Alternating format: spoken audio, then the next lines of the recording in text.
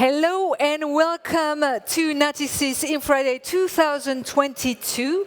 I'm Cristina Balanos and I'm delighted to be your host today for this event. We are extremely happy to have so many people around. You're about 300 today, coming from all over the world. So very happy to have this full in-person edition. And we obviously have also prepared a very interesting and also exciting program, including interviews and panel discussions with experts from the US, Middle East, and also Europe. And to launch this great edition, I'm pleased to welcome the co-head of NATIXIS CIB, Anne-Christine Champion.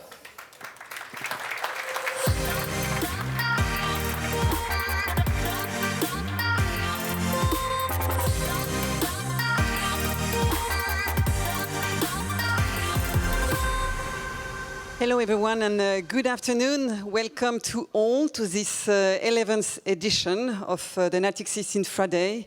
As every year, we are very, very pleased to see all of you. And I think this year, it's been since a while that we haven't been so numerous in the room. So thank you all for attending today.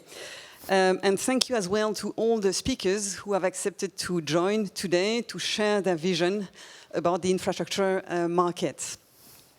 As an introduction, a few words on the context on which we are having this edition, context which have really much changed over the last few months.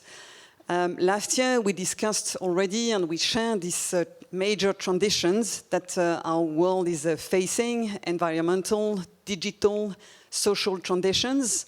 I think this is even truer this year than what we discussed last year, but with also acceleration of some of them, and the energy situation, which some would call, and I think we can call it energy crisis that we have in Europe, is also related to that and to this acceleration.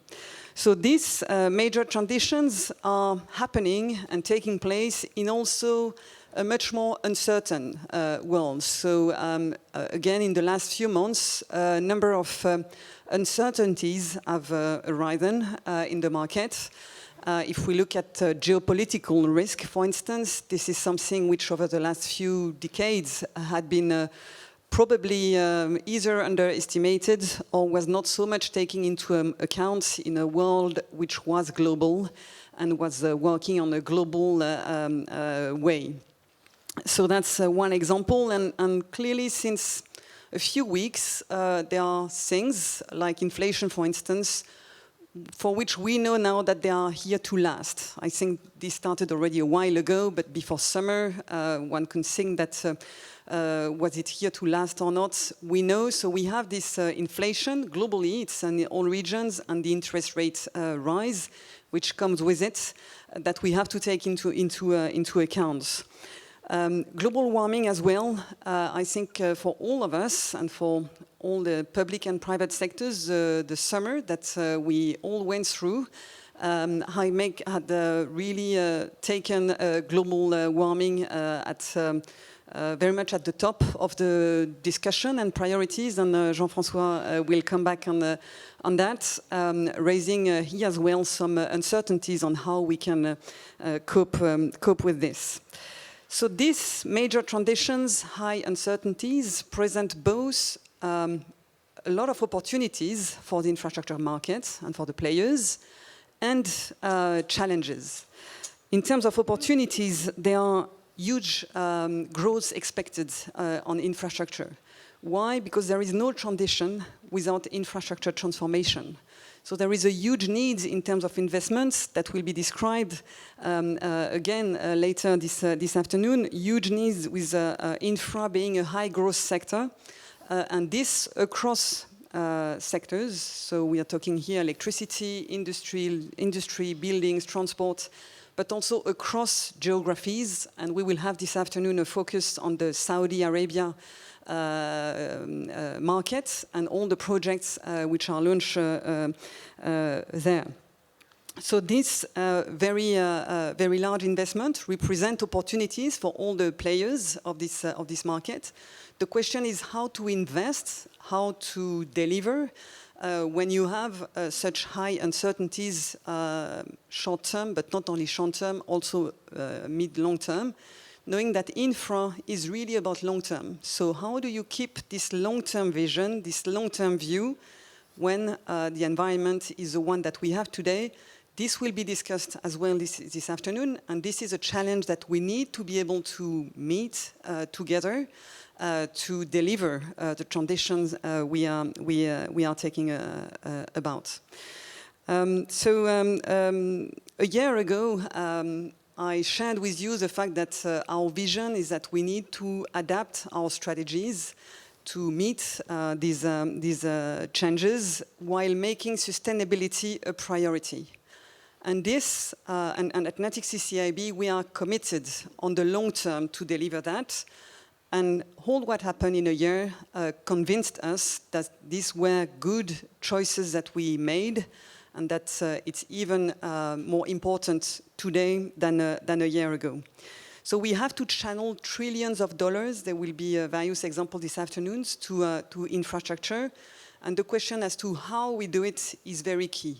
And as a bank, this is the role we see for ourselves as being a cog in this market to match capital seekers, capital providers, and also in the way we are doing it, putting sustainability again as a priority. And to do that, we invest. We invest in products, in new products, in expertise. So a year ago, for instance, we delivered an innovative carbon repo for large clients to really secure long-term, low-carbon aluminium supply. Since then, we've delivered a number of these kind of products, and this we need to invest to be able to deliver that.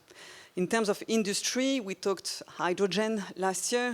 Beyond hydrogen, we are also investing to build up expertise, and we will discuss this afternoon EV charging, which is another technology where we need to have and build this expertise. Our role in raising capital is both on debt and equity. And on the debt, and we were discussing this right before with Paddy, Padmanathan, is the distribution and what we have all developed in the last 10 years, which is to create infrastructure as an asset class, is an essential milestone for what we have to do today in light of the massive investments. We do have the liquidity. And if we look at the last 6 months, what we've seen is that in the credit market, the infra asset class is really existing. We knew it, but it's also behaving differently to other asset classes, which is good. If you look at the leverage markets are closed, are very difficult. Infrastructure debt keeps being distributed. Investors are there, appetite is there. Even though they can now arbitrate with other asset classes, which sometimes are better priced. So that's one of the challenges for infra. But the appetite is there, and they are no longer asking. I remember the first edition of this INFRADAY. One of the panel was about construction risk. Shall we take it? How to take it? I think we can see the change and where we stand today. So distribution is I think, very important in channeling liquidity towards infrastructure. And here as well on the sustainability, we have a challenge. What are the green data that we need to look at? How to put that in our systems, in our architecture? How do we share that with investors who have the same question around the green and the sustainability part of what they are doing? So we have more and more on this to do, investing as well on that. On the equity, we have led the three IPOs in the hydrogen sector earlier this year in France. We are also advising our clients on the acquisition that they can have to do in France and everywhere in the world with the boutique that we have. Recently advised a client in Australia for a leading battery energy storage company that they bought. So that's how we can also bring value to this market. So to conclude and on this introduction, I think the last 10 years, as I said, have been key in being able to meet the challenges we have ahead of us. The transitions, and especially the energy transition, is a big question today for which the private sector has a key role to play. And this is also how we position ourselves. And when I see all of us in the room today, and as someone recently told me, what I like to say is there is hope. There is hope because when I see all of us today in this room, this is for me a signal that we are, as leaders, fully engaged into this and into making the energy transition happen. So thank you for being here today, and I wish you a very good afternoon. Thank you. Thank you very much.